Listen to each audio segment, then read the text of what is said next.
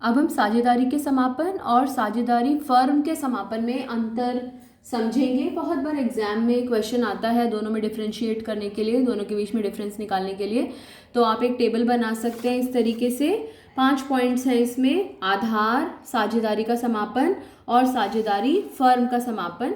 एक एक करके हम उन पॉइंट्स को डिस्कस करेंगे। तो पहला आधार, फिर साझेदारी का समापन, फिर साझेदारी फर्म का समापन। हमेशा कोशिश करो जब भी अंतर लिखो, चाहे वो कोई भी सब्जेक्ट हो, चाहे वो बिजनेस स्टडीज़ हो, चाहे वो अकाउंटेंसी हो, चाहे वो इकोनॉमिक्स हो, कोई भी विषय हो, कोई भी सब्जेक्ट हो, हमेशा आधार के साथ में अंतर याद रखें। एक तो एग्जाम में हमसे आधार के साथ कई बार पूछा जाता है। बहुत बार हमें आधार दे दिए जाते हैं और हमें कहा जाता है कि इन आधारों पर अंतर्भेद कीजिए। तो उन सब चीज़ों में ये हमारे बहुत काम आता है। तो आधार, साझेदारी का समापन और साझेदारी फर्म का समापन। सबसे पहला पॉइंट है व्यवसाय का समापन। व्यवसाय खत्म होता है या नहीं होता है? साझेदारी के समापन के केस में, साझेदारी के समापन के केस में व्यवसाय का समापन नहीं होता, व्यवसाय बंद नहीं होता जब साझेदारी का समापन होता है। देखो, साझेदारी के समापन का मतलब क्या है? एडमिशन, रिटायरमेंट और डेथ। तो बिजनेस तो खत्म नहीं हो जाता ना, व्यवसाय चलता रहता है। लेकिन जब साझेदारी फर्म का समापन होता है तो साझेदारी भी खत्म हो जाती है और व्यवसाय भी खत्म हो जाता है। तो व्यवसाय का समापन हो जाता है। तो यहाँ पर व्यवसाय का समापन नहीं होता है, यहाँ पर व्यवसाय का समापन हो जाता है। दूसरा पॉइंट, एसेट्स और लायबिलिटीज की स्थिति। एसेट्स और लायबिलिटीज, संपत्तियां और दायित्व, उनका क्या होता है? जब एडमिशन होता है, रिटायरमेंट होता है, तो डेथ होता है, तो हम एसेट्स और लायबिलिटीज को क्या करते हैं? हम रीवैल्यू करते हैं। क्या करते हैं? हम रीवैल्यू करते हैं। आपने देखा है, हम एडमिशन हो, रिटायरमेंट हो या डेथ के केस में हमने रीवैल्यूएशन अकाउंट बनाया था। यानी कि हम क्या करते हैं? एसेट्स तथा लायबिलिटीज का पुनर्मूल्यांकन करते हैं, उनको रीवैल्यू करते हैं। लेकिन जब व्यवसाय ही बंद हो गया, बिजनेस ही समाप्त कर रहे हैं, तो उन एसेट्स और लायबिलिटीज का क्या करेंगे हम? इसलिए हम एसेट्स को बेच देते हैं और लायबिलिटीज का भुगतान कर देते हैं। तीसरा पॉइंट, कोर्ट का हस्तक्षेप, न्यायालय का हस्तक्षेप। किसी पार्टनर को एडमिट करना हो, एडमिशन हो, किसी पार्टनर का रिटायरमेंट हो, किसी पार्टनर की डेथ हो, क्या इन तीनों में से किसी भी परिस्थिति में हमें कोर्ट की जरूरत पड़ती है?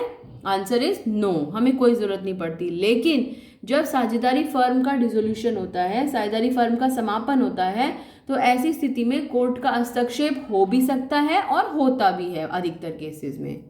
पांचवा पॉइंट है आर्थिक संबंध। आर्थिक संबंधों का पॉइंट एक बार सीबीएसई के एग्जाम में आ चुका है कि आर्थिक संबंध के आधार पर साझेदारी के समापन और साझेदारी फर्म के समापन में अंतर्भेद कीजिए।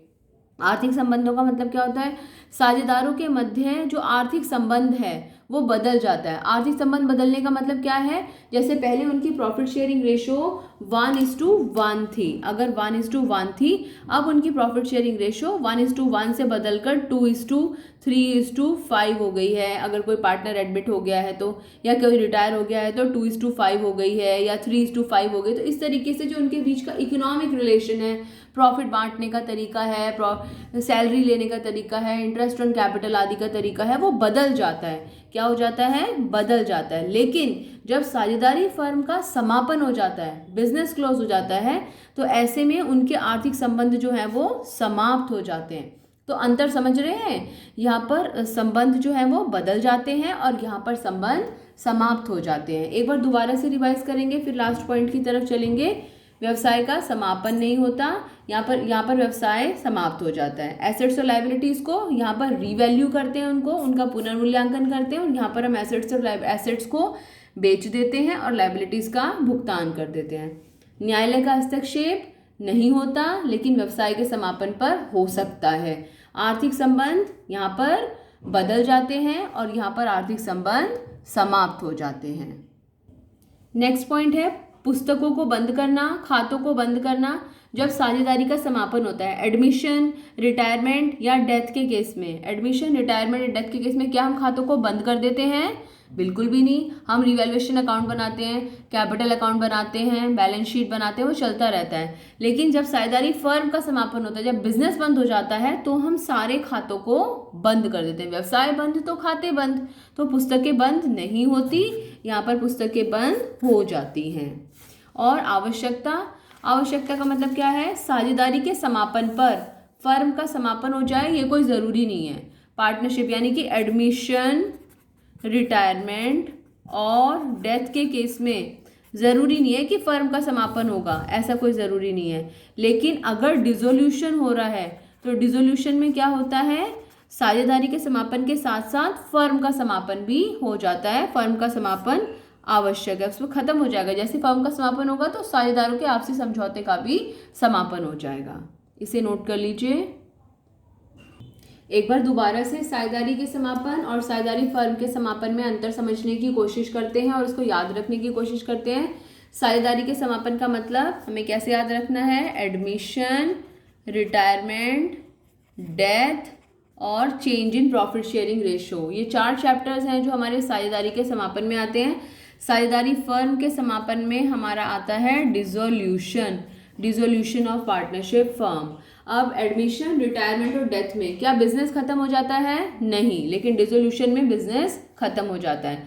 एसेट्स और लायबिलिटीज को एडमिशन, रिटायरमेंट, डेथ में एसेट्स और लायबिलिटीज को क्या करते हैं, हम रीवैल्यू करते हैं। लेकिन यहाँ पर हम क्या करते हैं, एसेट्स को बेच देते हैं और लायबिलिटीज का भुगतान कर देते हैं।